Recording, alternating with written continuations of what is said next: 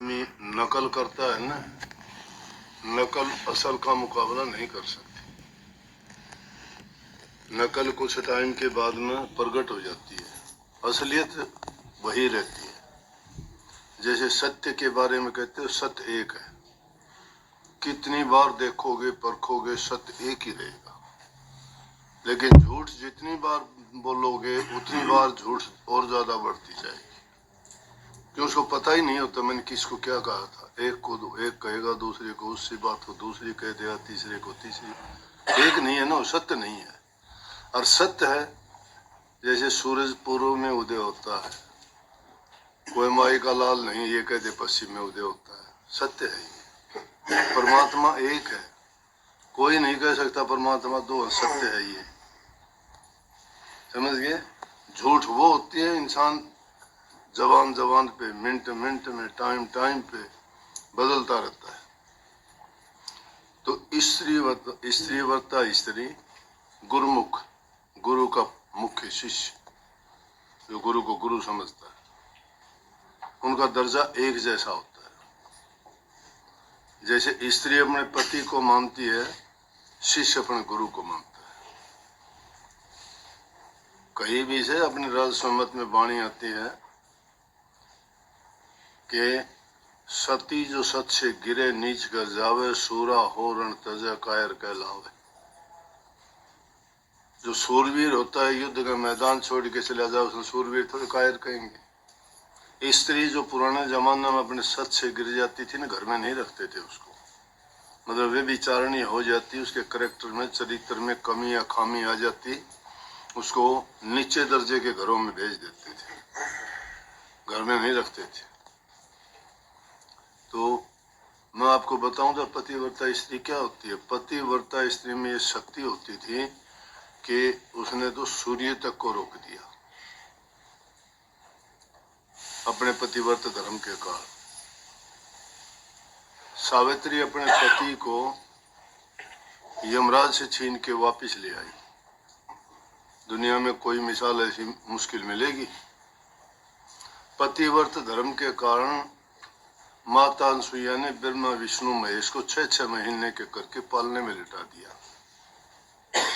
पतिव्रत धर्म माता सीता ने निभाया, जो पति ने कहा वही किया, चाहे दुख कष्ट कैसे भी आए। लीला थी प्रभु की वो, तो जो उन्होंने दुनियादारों को क्या दिखाना था। लेकिन मैं कहता हूं कि नकल से ये चीजें नहीं चलती। नकल करके गुरुमुख कोई बनना चाहता है, थोड़े बहुत दिन में वो प्रकट हो जाएगा। पाखंडी दिखावे के लिए कुछ करते हैं लेकिन गुरु के होते नहीं। वो जबान से मन से दिखावा कुछ करेंगे लेकिन उनके दिल में कुछ और ही होगा। गुरुमुख तो बदलता नहीं है। बाबा फकीर चंद महर्षि शिवरतलाल से नाम लिया।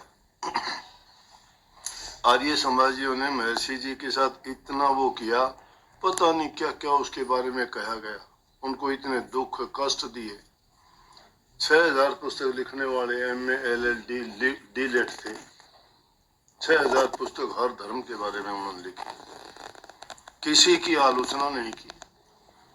आर्य समाज के बहुत ऊंचे दर्जे के वो प्रचारक थे। तो क्या हुआ कि उनका एक बार सब कुछ जला दिया, उनका ऑफिस घर सब। अकेले महर्षि जी बैठे, इलाहाबाद के पास में एक जगह है, छोटे से गांव में आश्रम, एक अकेले बैठे, सब चले गए शिष्य छोड़ के। बाहर आके देखा फकीर चंद अकेला बैठा। कहने लगे अरे तू नहीं गया फकीर चंद, फकीर तू नहीं गया। बोला जी कहां जाता मैं। ये होती है गुरुमुखता। दुनियादारी के लोग गुरु में देखते होंगे, गुरुमुख नहीं देखता। गुरुमुख उसी गुणों को ही देखता है।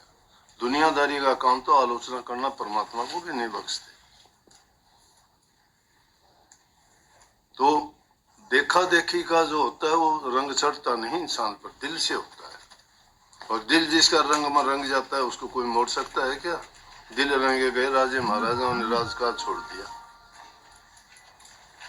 राजा भर्तृहरि ने छोड़ा, गोपीचंद ने छोड़ा, बलख बुखारा के बादशाह ने छोड़ा, महात्मा बुद्ध ने छोड़ा, महावीर स्वामी ने छोड़ा, राजघराने से थे ये सब। दुनिया के सुख वैभव उन्होंने त्याग दिए, क्योंकि सच्ची प्रीत जब जिसे लग गई प्रभु से, वो आदमी किसी के रोके से थोड़ा रुकता है नहीं। तो पतिव्रता स्त्री की बात कर रहा था, तो एक स्त्री थी, वो पतिव्रता थी। पतिव्रता किसी को दिखाती थोड़ी है, सच्ची भक्ति भी यही है।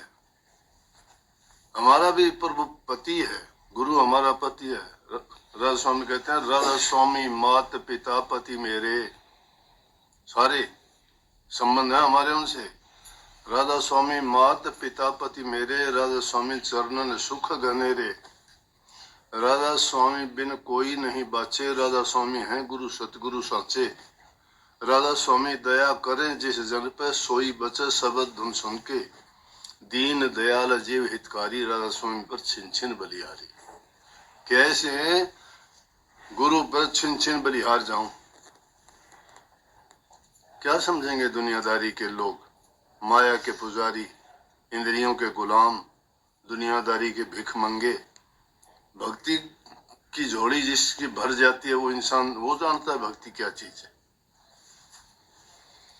तो वो स्त्री अपने पति का इंतजार करती है, वो घूमने के लिए बाहर गया है, वो पीछे से अनाज कूट रही है, और उसने देखा कि एकदम उसके पति जब दरवाजे में दिखा, तो जब वो कूटने वाला जो होता है, मुसल बोलते हैं उसको, लकड़ी का, जो वो ऊपर ले जा रखा था, उसने देखा पति आ गया, वहीं छोड़ दिया। और पतिव्रत धर्म के कारण वो हवा में यूं का यूं रुके रहा। वो स्त्री गई, अपने पति को कुर्ला करवाया, उनको मतलब जल दे के और आई, और वापस उसको लेके और फिर अनाज को कूटना शुरू कर दिया। पड़ोस में जो आदमी था वो देख के बोला अपनी पत्नी से, बोला आज तो एक काम मैंने देखा अजूबा। बोले क्या अजूबा देखा? ईर्ष्या थोड़ी ही ज्यादा होती है स्त्री जाति में, ये भी बात है। जितने गुण ज्यादा है, एक आध अवगुण भी है।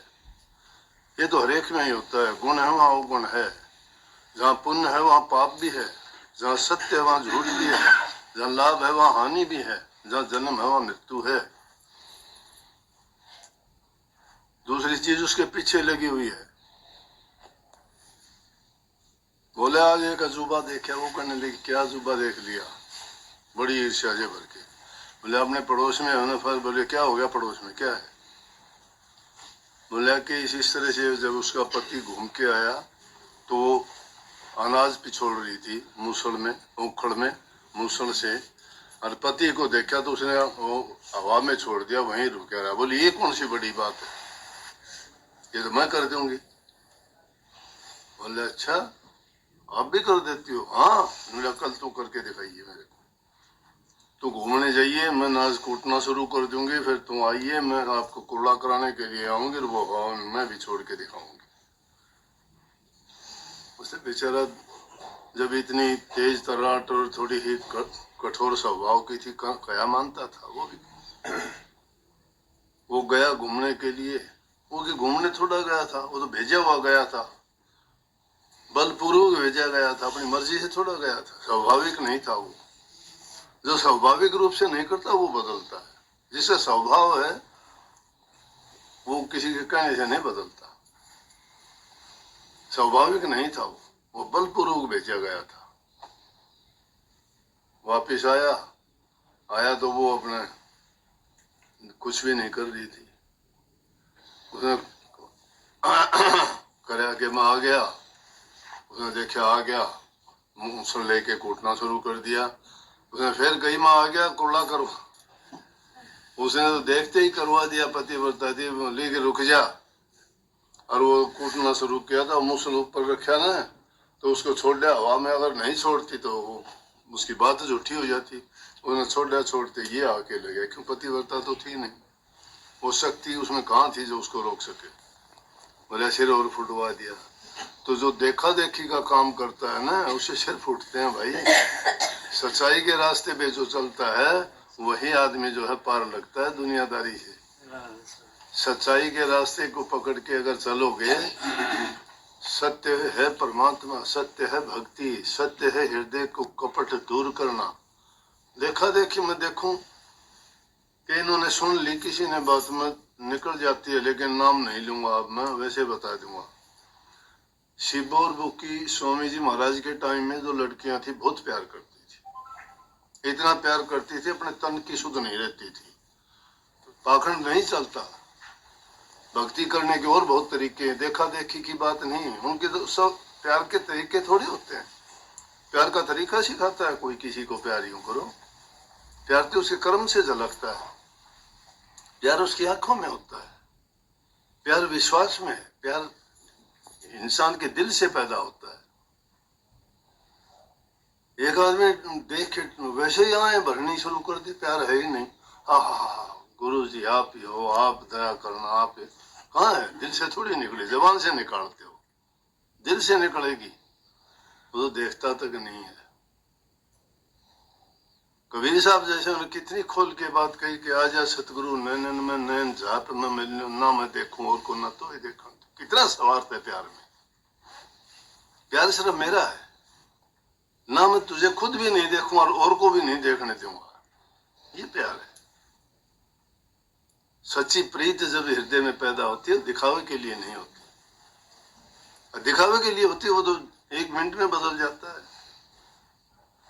वो तो हर बात में सवाल करता है। प्यार में सवाल नहीं है कोई भी, प्यार में कोई देखता नहीं है। बड़े बड़े जो दार्शनिक लेखक विचारक और जो शिक्षाविद हुए, उन्होंने प्यार की परिभाषा लिखी है। प्यार वो नहीं जो टाइम आने पर या हालात बदलने पे बदल जाता हो, प्यार तो वही का वही रहता है। प्यार विश्वास में होता है इंसान के, विश्वास ही भक्ति है। जिसके दिल में प्यार नहीं, भक्ति नहीं, प्रेम नहीं, वो डगामगी है, वो कभी भी पलट सकता है। तो इस तरह से सच्चाई का रास्ता कुछ और है, उस सच्चाई के रास्ते पे चलने वाले ही अपनी जीवन की नैया को पार लगाते हैं। गुरु तो खेवट है, लेकिन गुरु को गुरु मानोगे तब खेवट है। जहां कहीं भी सफर करते हो, रेल में, बस में, हवाई जहाज में, वो भी आपको वार्निंग देते हैं ठीक से बैठना। अब जहाज लड़खड़ाने वाली है, बेल्ट बांध लेना, नहीं तो चोट लग जाएगी। लेकिन जीवन की नैया में सतगुरु जब कहता है कि तुम ऐसे नहीं करना, क्या बेल्ट बांधते हो? तब नहीं बांधते। गुरु कौन सी बेल्ट बांधने के लिए कहता है कि लड़खड़ाओ मत, टिको, टिके रहो, मत हो डामाडोल, लिगे की कोडी नहीं, टिके के लाखों मोल। जो शिथिल हो जाता है सो सबके मिलता है। जल हिलता रहता है, कुछ दिखाई नहीं देता, जब ठहर जाता है देखोगे सब कुछ